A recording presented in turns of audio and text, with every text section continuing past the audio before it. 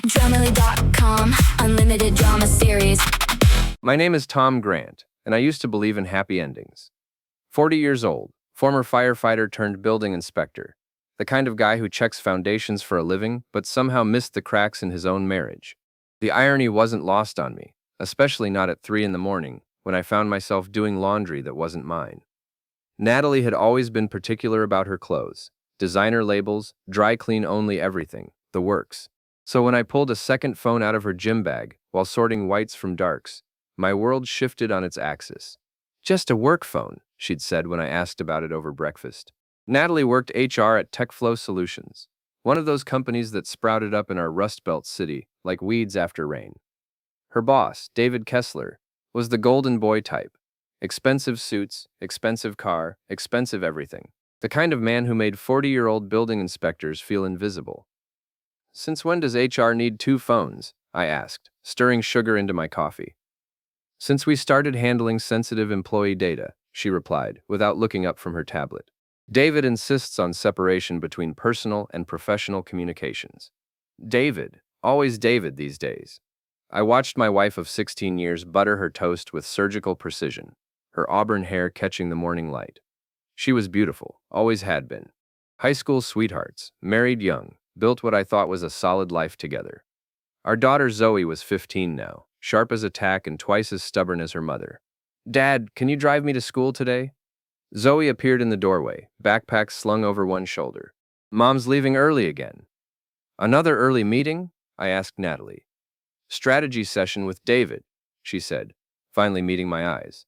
"Big client presentation next week." I nodded and smiled, playing the understanding husband. But something cold had settled in my chest, something that had nothing to do with the morning air. After they left, I sat alone in our kitchen, staring at the coffee ring Natalie's mug had left on the table. 16 years of marriage, and suddenly I felt like a stranger in my own house. The walls I'd helped build, the foundation I'd personally inspected, none of it felt solid anymore. My phone buzzed. Pete Kowalski, my old partner from the fire department, now running a small private investigation business. "Coffee?" his text read. "Need it," I replied.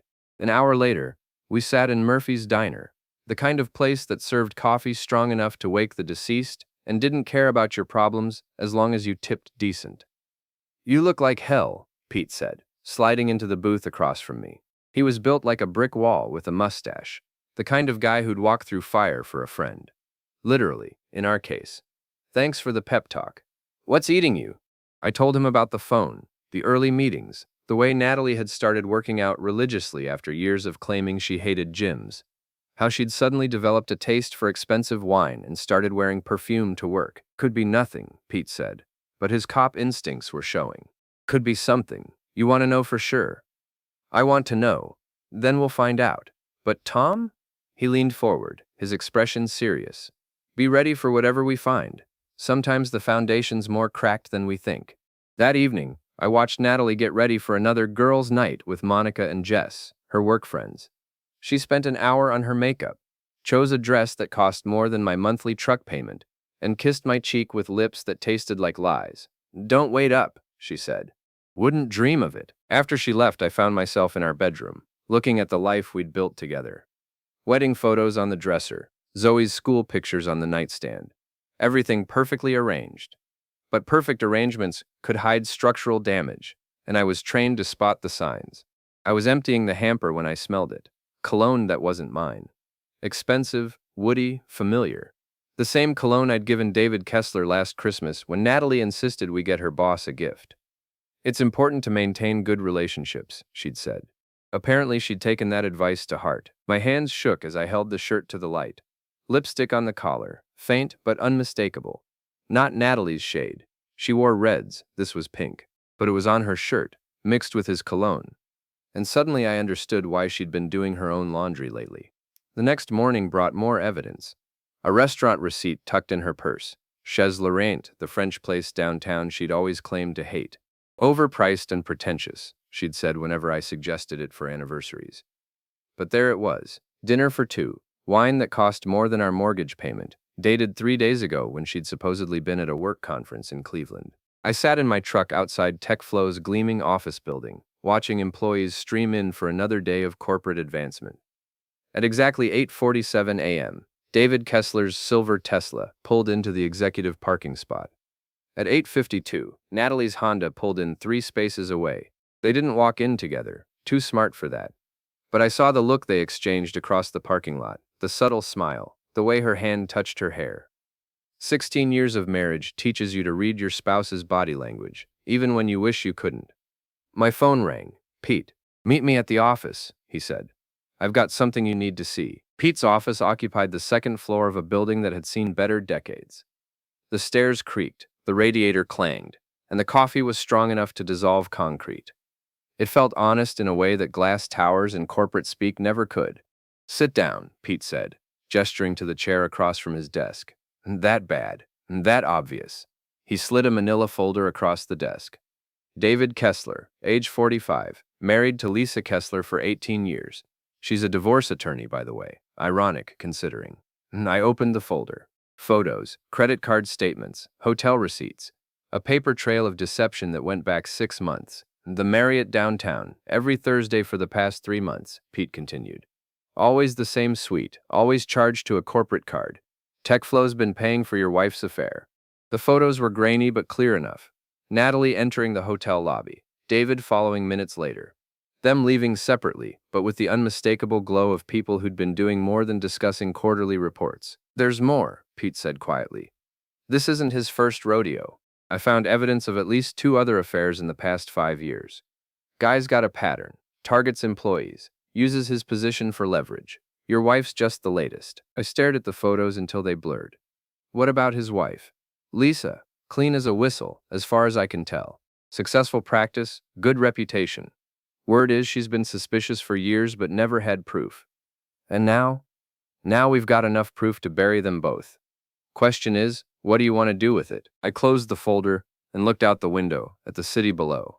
Somewhere out there, my wife was sitting in meetings, pretending to care about employee benefits while planning her next rendezvous with her boss.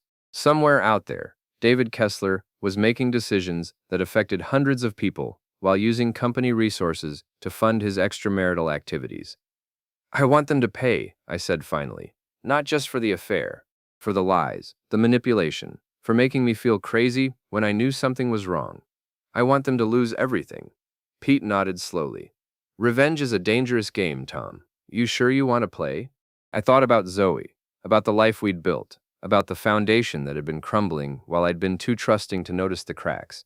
"I'm sure, but we do this smart, we do this legal, and we do this in a way that leaves them with nothing to rebuild." All right then." Pete opened his desk drawer and pulled out a digital recorder. "Let's start planning." 3 weeks of planning led to this moment. Friday night at Romano's Steakhouse, the kind of place where power brokers made deals and marriages went to perish. I'd chosen the location carefully, public enough to prevent a scene, upscale enough that David would feel comfortable, and busy enough that plenty of people would witness what was about to unfold. I sat at the bar, nursing a whiskey and watching the entrance. Pete occupied a corner booth, pretending to read a newspaper while keeping his phone ready to record. At exactly 7:30, David's Tesla pulled up to the valet stand. Natalie stepped out first, wearing the black dress I'd bought her for our anniversary 2 years ago. The irony tasted bitter. David emerged from the driver's side, his hand finding the small of her back as they walked toward the entrance. 16 years of marriage, and she'd never let me touch her like that in public. They were seated at their usual table. Yes, they had a usual table. The hostess knew them by name, which meant this wasn't just about hotel rooms and stolen moments. This was a full relationship, complete with dinner dates and shared wine preferences. I waited until they'd ordered their appetizers before making my move. "Excuse me," I said to their server, a young woman named Ashley, whose name tag proclaimed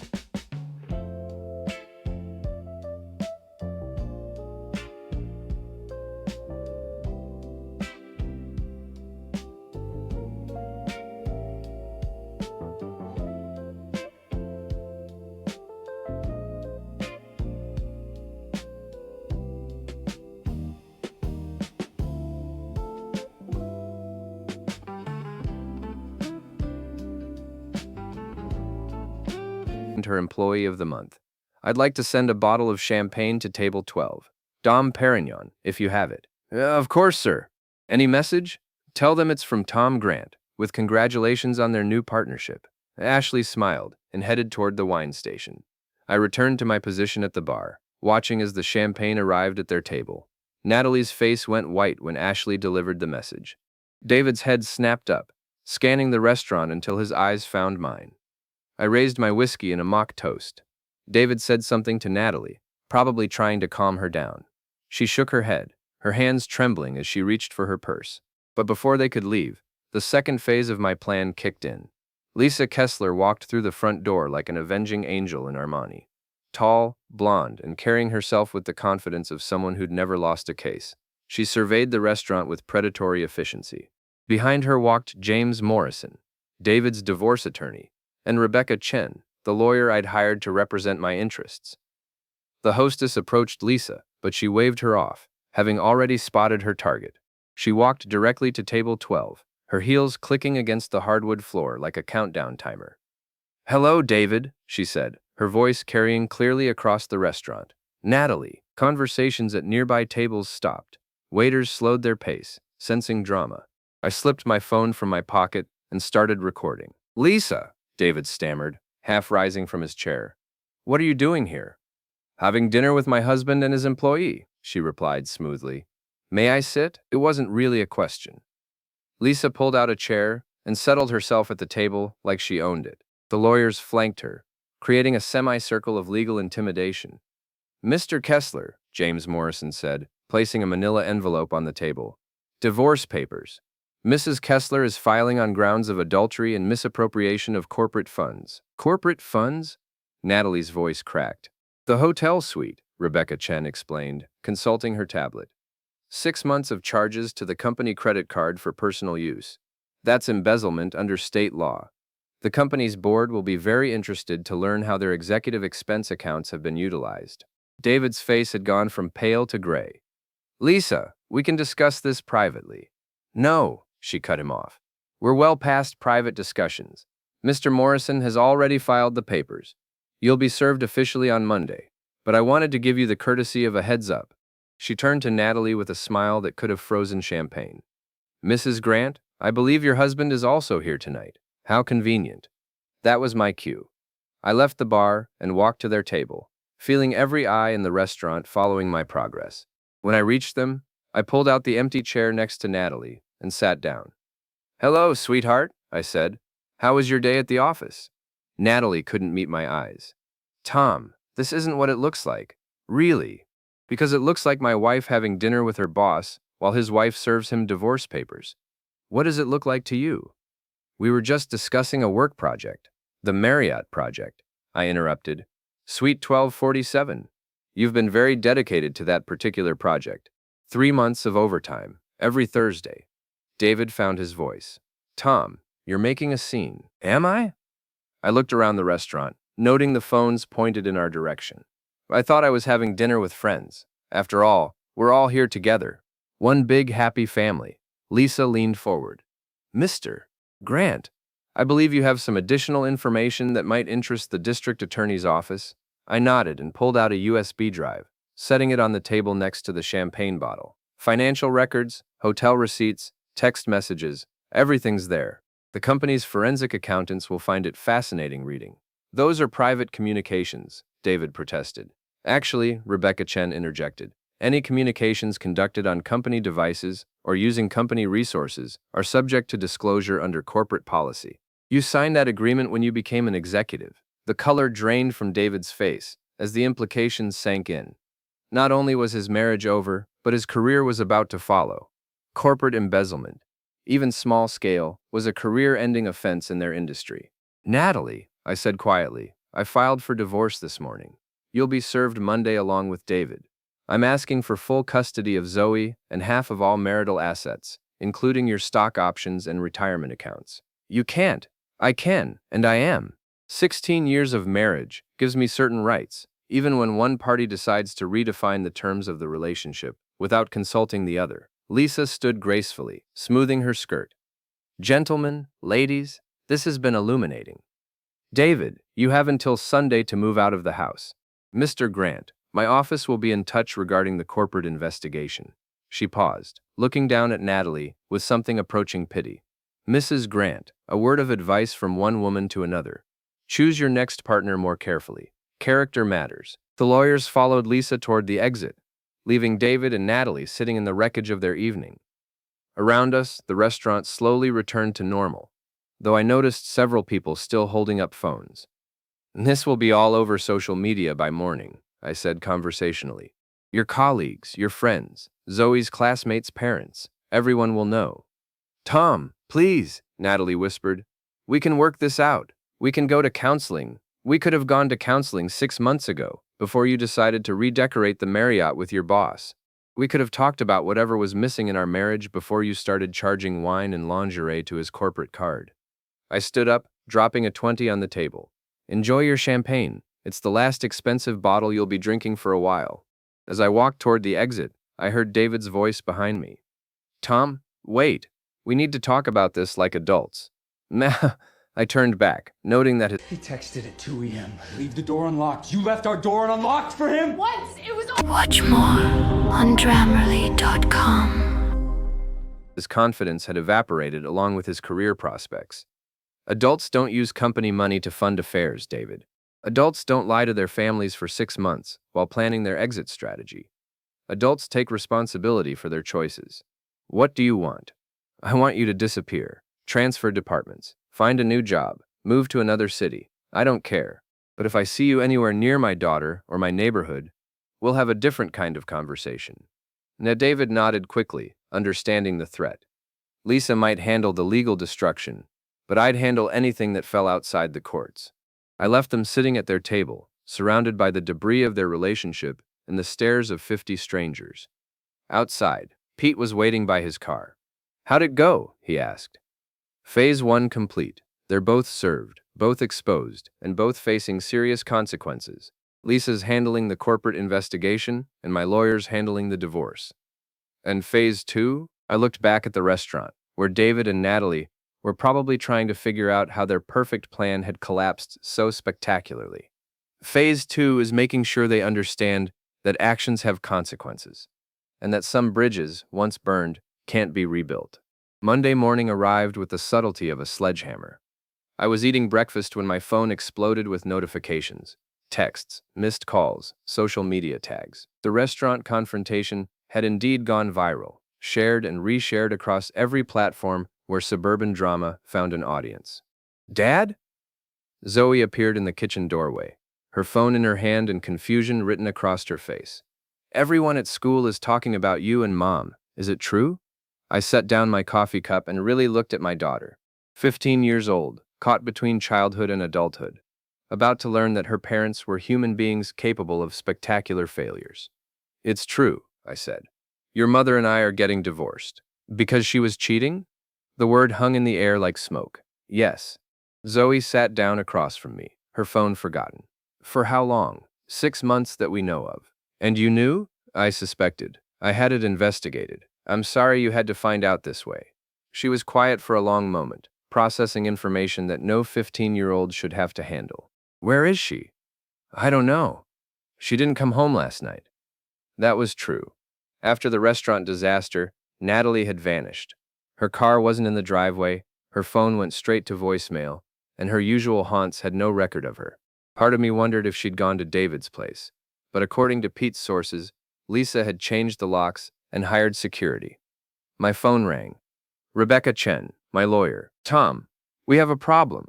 Natalie filed an emergency restraining order this morning. She's claiming you threatened her and David at the restaurant, that you've been stalking her, and that she fears for her safety. That's ridiculous. I know, but she has a witness. Your daughter provided a statement saying you've been acting erratically and that she's afraid of your temper. I looked at Zoe, who was studiously avoiding eye contact. Zoe, did you talk to your mother this morning? She called before school, Zoe mumbled. She said you might try to turn me against her, and that if anyone asked, I should tell them about the time you threw the plate. The plate. 6 months ago, I'd accidentally knocked a dinner plate off the counter while reaching for the salt. It had shattered on the kitchen floor, and I'd spent 10 minutes cleaning up the pieces while apologizing to everyone within earshot. Hardly domestic violence, but in the right context, with the right spin. Rebecca, how bad is this? You need to stay away from Natalie, David, and their workplaces until the hearing on Thursday. Any contact could be construed as violation of the order. And if I violate it, jail time, which would hurt your case in the divorce proceedings. After I hung up, I sat with Zoe in silence. Outside, the neighborhood was coming alive.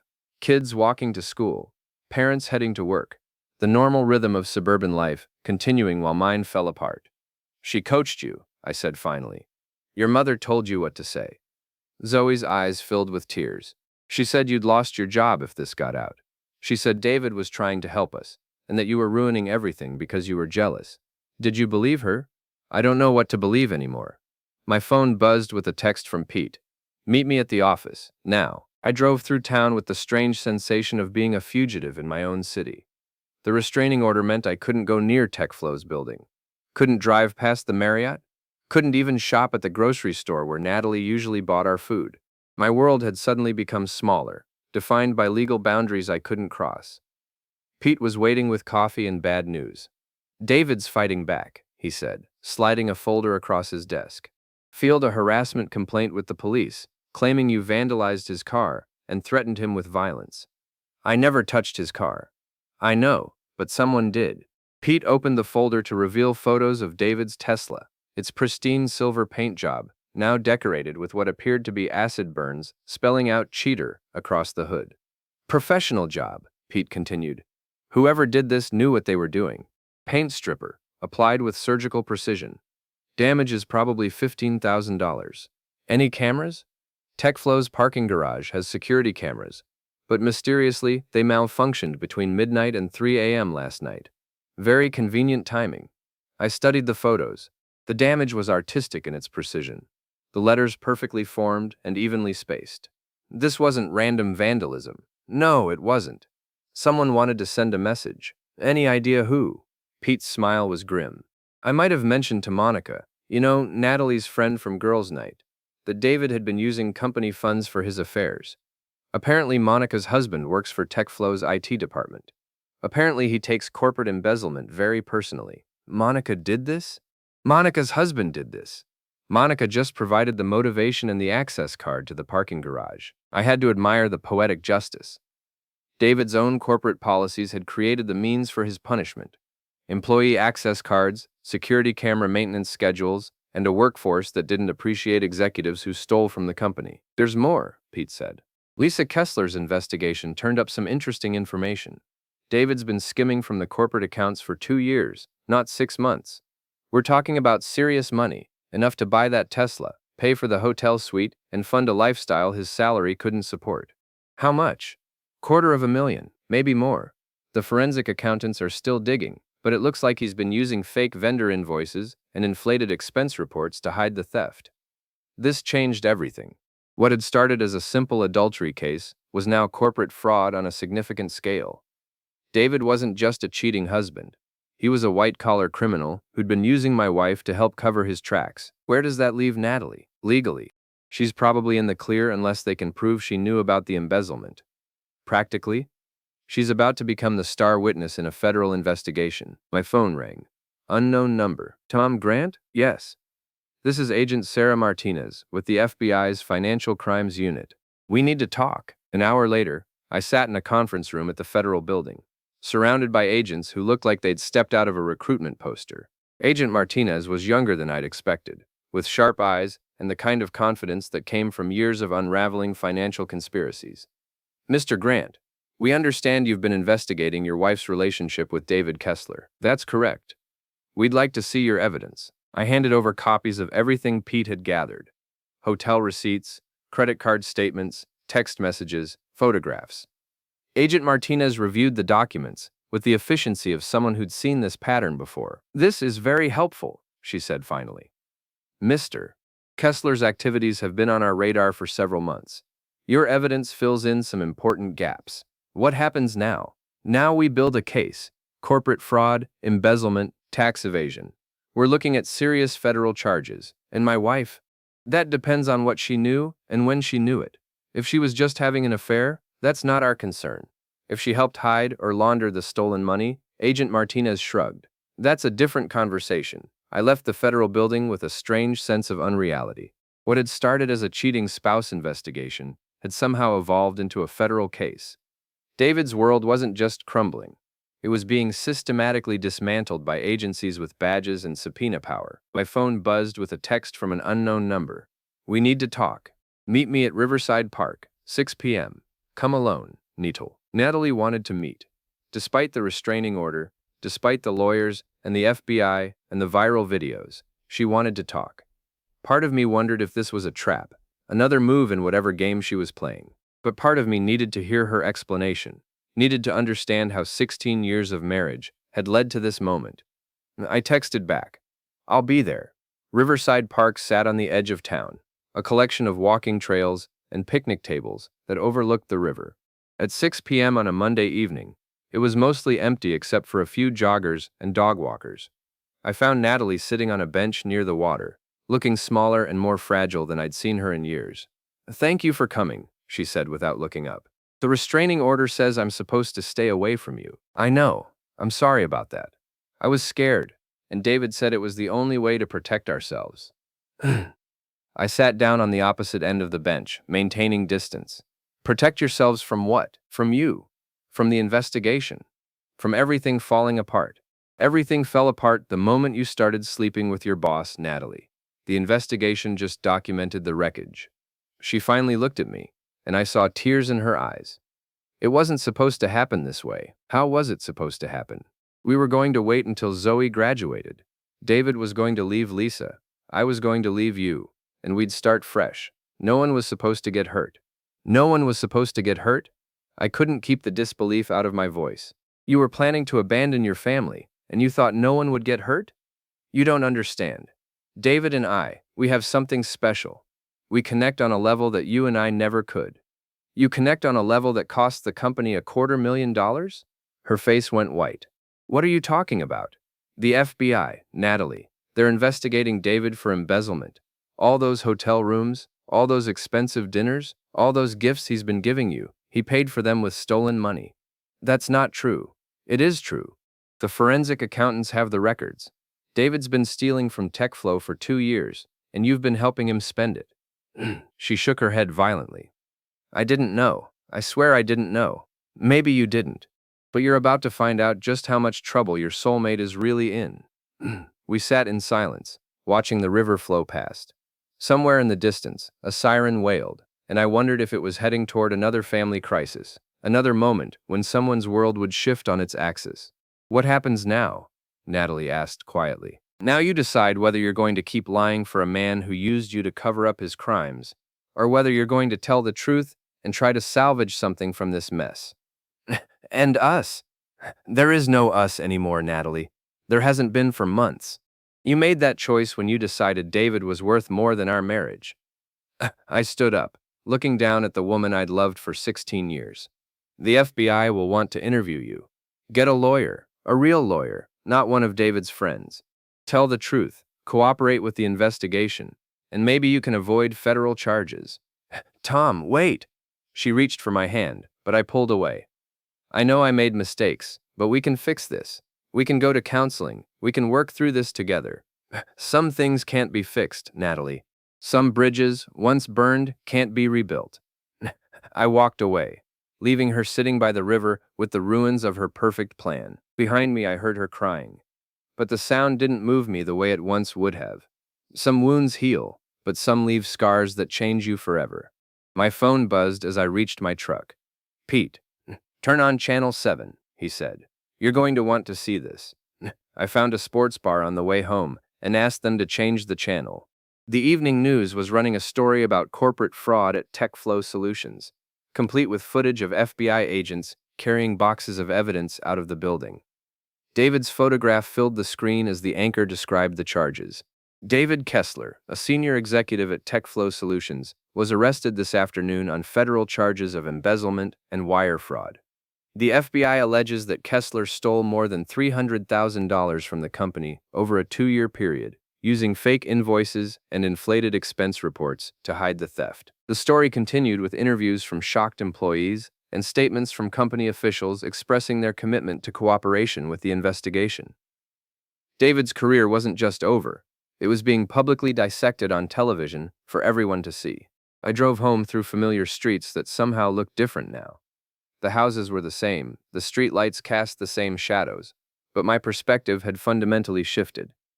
I was no longer the trusting husband who'd been blind to his wife's betrayal. I was something else now, someone who'd learned to fight back, someone who understood that sometimes the only way to save yourself is to watch others face the consequences of their choices. Zoe was waiting in the kitchen when I got home. "Dad, is it true about Mr. Kessler being arrested?" "It's true." "And Mom? Your mother made some bad choices, but she's not a criminal. She's just someone who got involved with the wrong person." Zoe nodded slowly. "She called me this afternoon. She was crying." "What did she say?" "That she was sorry, that she never meant for any of this to happen, that she still loves us." "Do you believe her?"